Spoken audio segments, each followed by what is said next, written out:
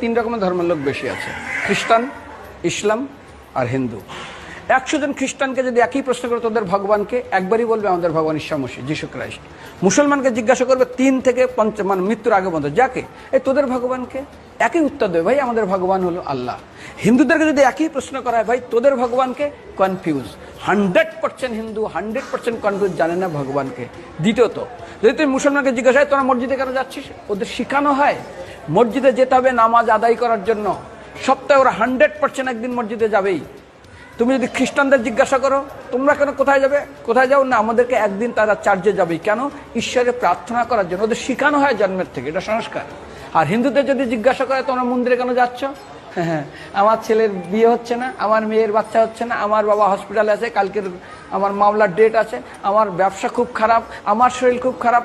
99.99 হিন্দু জানে না মন্দিরে কেন আসা উচিত।